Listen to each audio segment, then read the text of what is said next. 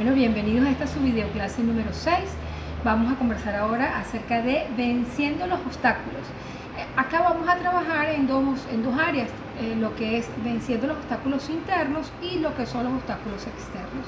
Entonces, en primer lugar, vamos a comenzar con el objetivo de esta clase.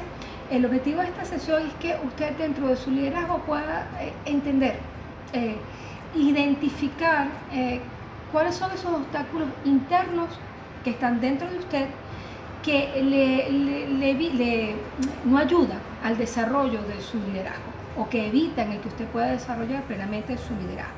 Entonces, acompáñenme a la lámina.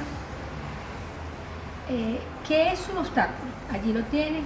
Todo lo que se presenta en el camino para impedirnos cumplir el propósito de Dios para nosotros y a través de nosotros, eso es un obstáculo. Hay un versículo que lo tienen ahora en su lámina, Romanos 8:35 al 39. Dice: ¿quién nos apartará del amor de Cristo? ¿La tribulación o la angustia, la persecución, el hambre, la indigencia, el peligro o la violencia? Así está escrito: por tu causa nos vemos amenazados de muerte. Todo el día nos tratan como ovejas destinadas al matadero. Sin embargo, en todo esto somos más que vencedores por medio de aquel que nos amó. Pues estoy convencido de que ni la muerte ni la vida, ni los ángeles, ni los demonios, ni lo presente, ni lo porvenir, ni los poderes, ni lo alto, ni lo profundo, ni cosa alguna en toda la creación podrá apartarnos del amor que Dios nos ha manifestado en Cristo Jesús nuestro Señor. Son palabras de Pablo. Entonces, los obstáculos están en nuestra mente, los obstáculos internos sobre todo. Vamos a darnos un paseo acerca de primero identificar cuál es el origen del obstáculo y dónde se encuentra ese obstáculo tratando de anidar. En primer lugar, vamos a hablar, lo tienen allí, en este momento lo vamos a ver, acompáñenme a verlo en la lámina, de los obstáculos personales. Normalmente eso tiene que ver con nuestras propias limitaciones y luchas. Probablemente son los más difíciles de vencer porque no son visibles, y allí tienen que ver con los obstáculos de educación, los obstáculos de salud y los obstáculos emocionales. Mire, hermano, todos tenemos de alguna forma una pata de la que cojeamos y alguna carencia o alguna... es importante por eso la sanidad, la autoevaluación, el autoconocimiento. Hay cosas que a uno se nos hacen más fáciles que a otros. Hay cosas en las que soy más lenta para aprender. Probablemente no siempre pudimos tener la educación que nosotros pensamos en la requerida para ejercer determinada función. Pero es importante que entendamos que ni eso es un obstáculo para cumplir el propósito del Señor. Es importante que nosotros podamos identificarlo y asumir la responsabilidad de trabajar en aquello que tengamos que trabajar. Pero traemos el ejemplo rápidamente de Nehemías. Nehemías tenía que reconstruir unos muros y él no tenía el poder para hacerlo. Él no era una persona que lo que era un copero, y sin embargo ahí pudo haberse conseguido unos obstáculos inclusive personales, internos, emocionales. Entonces, ojo, porque él no tuvo ese miedo, él logró enfrentar eso que estaba entre él y el poder cumplir el propósito. Entonces, obstáculos personales, regresamos a los obstáculos morales. Allí vemos en la lámina, cada líder se enfrenta a desafíos morales. La discusión acerca de esto, pues, es bastante grande. Tiene que ver con la integridad, entendiendo que la palabra integridad habla de todo aquello que es bueno, de la coherencia, de vivir de acuerdo a los principios establecidos por el Señor. Cuando hablamos de una persona íntegra, es una persona puntual, honesta, responsable, respetuosa, temerosa del Señor. Entonces, generalmente estos obstáculos morales, sino el tener una buena reputación, el que no solamente nosotros sepamos que somos buenos, que el Señor sepa que somos buenos, sino la reputación es todo lo que dicen de nosotros. Si nosotros no somos coherentes con nuestros principios cristianos, si no contamos con el respeto de los demás, Eso se puede convertir en un obstáculo para alcanzar la visión. Regresamos a lo que son los obstáculos educacionales. Vamos a verlo allí en la lámina. El liderazgo bíblico empieza con Dios y no depende de la educación. Sin embargo, la falta de educación puede ser una barrera significativa para un líder. Regresamos acá. Es importante que nosotros leemos la palabra y eso básicamente de allí es donde nosotros adquirimos la mayor sabiduría y el mayor conocimiento. Pero debemos ser obreros competentes. Nosotros hay áreas dentro de lo que va a ser el cumplimiento de tareas para alcanzar un propósito o dentro del desarrollo de nuestro liderazgo donde debemos calificarlo. Entonces no podemos ver con desprecio la educación. Es importante que nosotros asumamos la responsabilidad de qué cosas no sabemos y qué cosas debemos estudiar para aprenderlas. Ojo, hay personas que son autodidactas. Yo no solamente me estoy refiriendo a la educación en el ámbito secular académico, en todos los ámbitos. Nosotros declararnos aprendices nos hace adquirir educación. Entonces, no le temas. Importante cuando uno en el mundo dice que se convierta, no convertirnos nosotros a ellos, sino que se conviertan ellos a nosotros. Pero muchas veces para poder ir a hablar en estos espacios donde están las personas a las que nosotros queremos convertir, en las universidades, bueno, debemos de tener acceso a un espacio académico. Para convertir empresarios tenemos que tener acceso al espacio de los empresarios. Entonces, y para llegar allí es importante que tengamos una calificación académica. Nunca es tarde para empezar, nunca es tarde para aprender. Hay una cantidad de cursos, talleres de educación que está allí al alcance de usted, así como este diplomado que hoy estamos haciendo. Regresamos a la lámina. Obstáculos médicos. Los líderes no están exentos de lidiar con problemas de salud, enfermedades. Pueden limitar temporalmente la fuerza requerida para un liderazgo efectivo, aún descalificar a un líder del trabajo. Un pobre estado físico y malos hábitos de alimentación son obstáculos significativos para el liderazgo. Importante, tenemos que cuidar la salud. El Señor nos da la sanidad, pero la salud es responsabilidad de nosotros. ¿Recuerdan cuando hablamos en la clase pasada del hombre orquesta?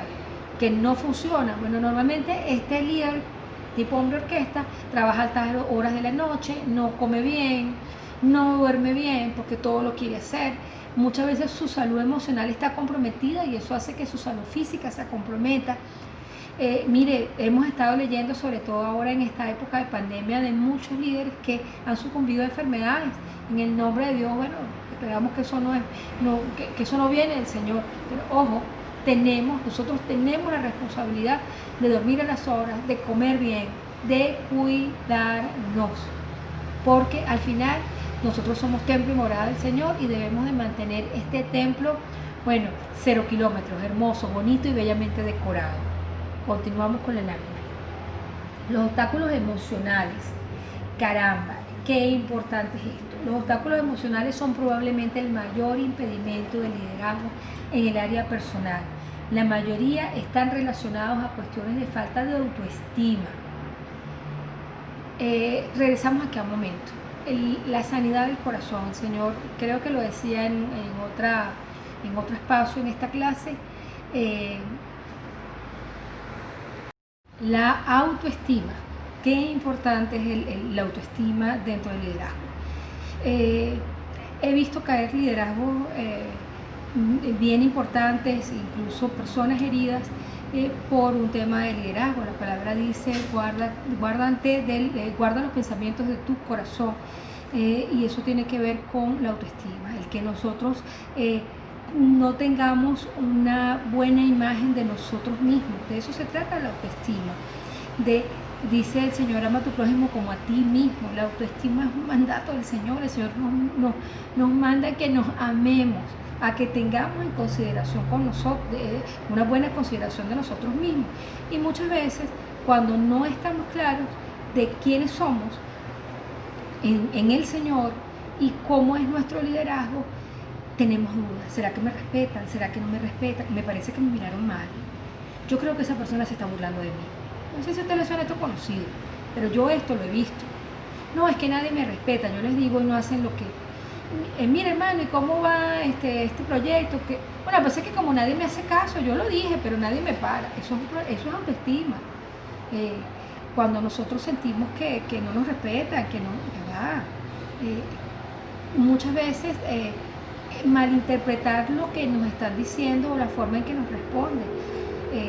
No, lo que pasa es que el hermano me habló mal, yo mejor no voy a trabajar con él porque ya va. Uno puede liderar a lo que uno no puede escoger a quién liderizar. Eso lo decide el Señor. Entonces, no es que yo trabajo con mi equipo, yo eso lo he escuchado también, porque es que con aquellos no puedo trabajar, porque no me siento bien, ya va. Nosotros estamos todos alando la carreta para cumplir el sueño del Señor. Entonces, ojo con eso. ¿Cómo está mi corazón? ¿Y cómo está mi corazón con respecto a los demás? ¿Y cómo está mi corazón con respecto a mí mismo? ¿Cómo me estoy mirando? ¿Cómo me estoy viendo en ese espejo? Muchas veces lo que yo percibo de las personas no está en las personas, muchas veces está en el corazón, en mi corazón. Muchas veces esa sensación que nosotros tenemos de que nos sentimos juzgados o criticados, no está en la boca de los demás ni en los ojos de los demás, sino está en nuestro corazón. Atención con eso, entonces, lo importante que es autoestima, a amarse a uno mismo, un mandato del Señor. Entonces, la autoestima probablemente no es uno de los obstáculos emocionales. Quisiera que me acompañaran un momento allí a la lámina, estaba buscando acá, y leemos Proverbios 23:7, dice, pues como él piensa en su interior, así es él. Hermoso, ¿verdad? Entonces, como él piensa en su interior, así es. Proverbios 23:7, y quisiera, eso lo van a conseguir en el material. Hay una frase, un pensamiento de Nathaniel Brander, lo tienen allí en pantalla: de todos los juicios que hacemos en la vida, ninguno es más importante que el que hacemos hacia nosotros mismos. Ese juicio impacta cada momento y cada aspecto de nuestra existencia. Nuestra autoevaluación es el contexto básico en el cual accionamos y reaccionamos, elegimos nuestros valores, establecemos metas, enfrentamos los desafíos que nos confrontan. Nuestra respuesta a eventos está moldeado en parte por quién y qué pensamos que somos, es decir, nuestra autoestima. Entonces, como les he dicho en otras oportunidades, el problema no está en lo que hacemos, el problema está en lo que somos. Hacemos lo que hacemos porque somos lo que somos. Entonces, dependiendo de cómo nosotros seamos con nosotros mismos, pues todo eso va a impactar en nuestras acciones. Vamos a seguir con las láminas. Para comprender nuestra autoestima es importante, allí tienen prefaces, tener un sentido claro de pertenencia, de ser amado, un sentido claro de valor y un sentido de ser competente. En su material ustedes van a encontrar unas tablas que le van a permitir comparar las actitudes y comportamientos entre lo que es baja autoestima y alta autoestima. Entonces, en resumen, los obstáculos personales, Dios nos ha llamado a ser líderes efectivos, y esto incluye vencer todas estas cosas de las que hemos hablado, de vencer estos obstáculos personales que enfrentamos por causa de nuestra autoestima. Y bueno, vamos a pasar rápidamente a lo que son los obstáculos externos. Vamos a la lámina nuevamente. En los obstáculos externos vamos a encontrar, en primer lugar, los obstáculos dentro de la congregación. Allí pues vamos a ver falsos hermanos. Vamos leyendo la lámina, falsos hermanos, 2 Corintios 11:26. Estos pueden destruir una congregación entera. Cristianos difíciles en nuestro liderazgo, hermanos sinceros que piensan diferente a nosotros y esto causa conflicto. Oposición sincera y crítica de otros cristianos. No siempre las personas van a estar de acuerdo con nuestra visión, incluso algunos se van a oponer. Todos los días vamos a tener presión diaria. Hay una tremenda presión sobre el líder cristiano de tener un alto número de conversos y convertidos, ¿no? O un gran presupuesto para su ministerio, y la falta de frutos por el esfuerzo. Marcos 6, versículo 5. Hay épocas de desierto en cualquier ministerio y esto puede ser desalentador. Qué importante es el tema del manejo de los conflictos. Dentro de las congregaciones, bueno, ahí tuvimos en las láminas, hemos visto una cantidad de situaciones que se dan a diario, no solamente en el contexto de la iglesia cristiana, en todas las organizaciones.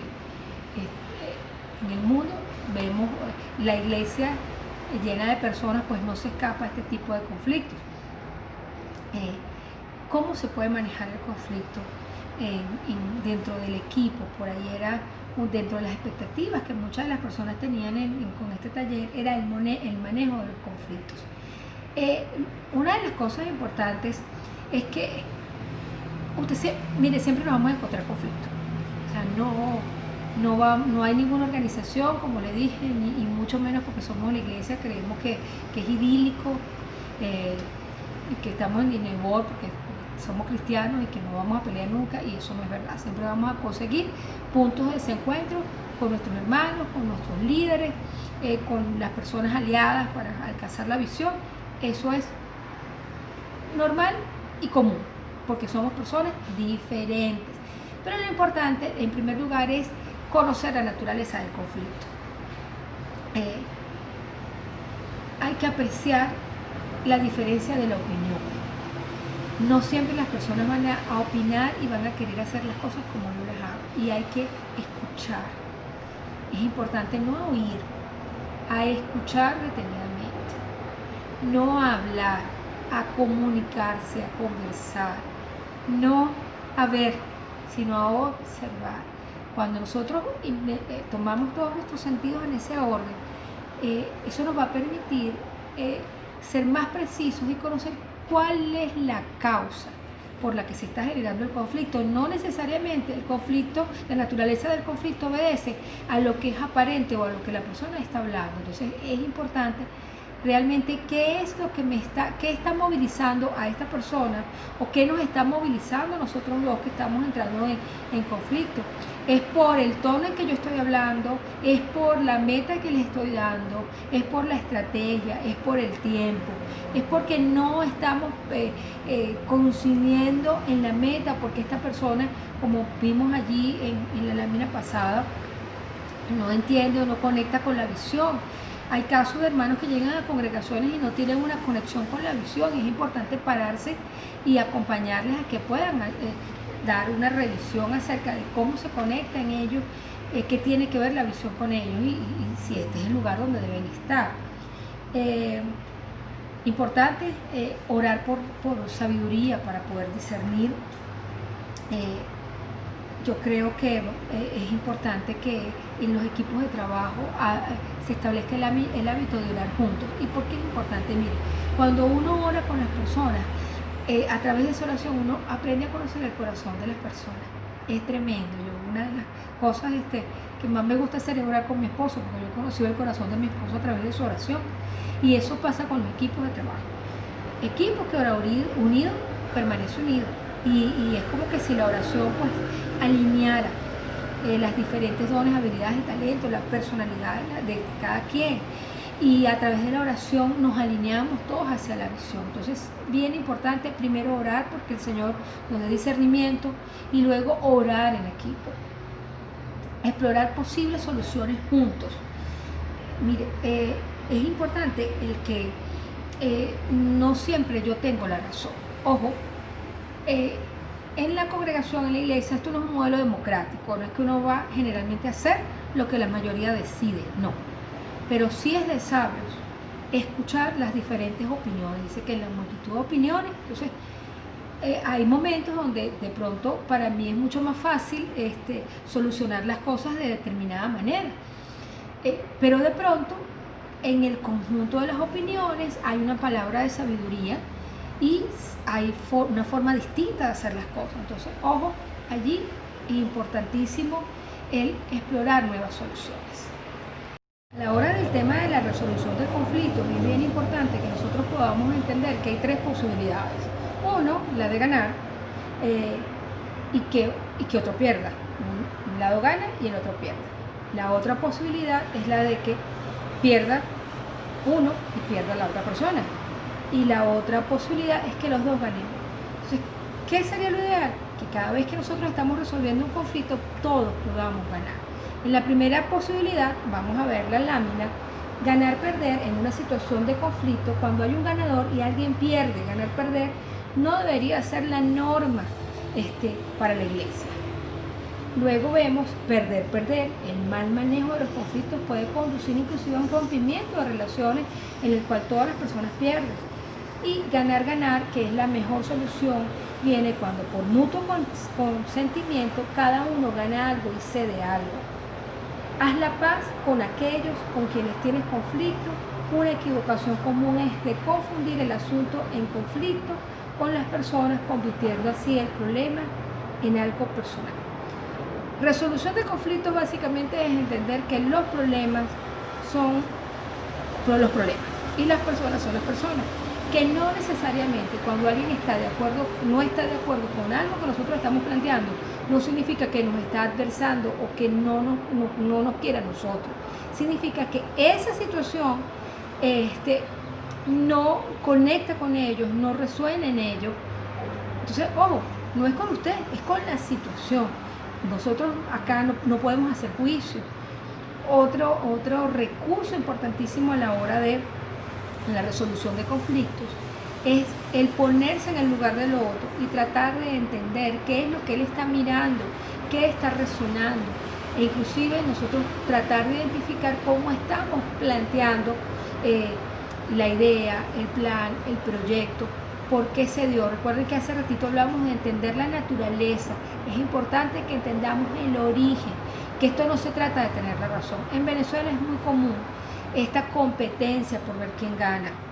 El venezolano, y eso es algo que está estudiado dentro de nuestra cultura, dentro de la psicología del venezolano. El venezolano conversa para ver quién gana. Todavía no se le ha planteado una opinión, no se le da una opinión, cuando inmediatamente el venezolano ya está respondiendo. Escuche, analice, luego responda. Entonces eso suele ser un punto de conflicto. Entonces, ¿quién más que nosotros? La palabra nos pide que hagamos la paz, ¿verdad? Nosotros estamos allí para generar la paz. No es fácil, todas las personas son distintas, los conflictos siempre van a suceder. Trate de entender y trate de decir qué necesitas, preguntar qué necesitas. Por ejemplo, vamos a poner un ejemplo práctico. Decidir hacia dónde vamos a ir, o decidir hacia dónde vamos a movilizar determinado proyecto. Bueno, es importante que nosotros podamos preguntar qué necesitas tú que yo haga para que tú puedas comprender cuál es el orden o la realidad de esta situación, o qué necesitas tú, cómo necesitas que te lo plantee para que tú me puedas entender. Verificar que la persona está comprendiendo lo que nosotros estamos diciendo cuando conversamos. Es que tú me quisiste decir esto. Cuando nosotros damos una instrucción, verificar de que la persona comprendió la instrucción, chequear eso. ¿Dónde surgen los grandes conflictos?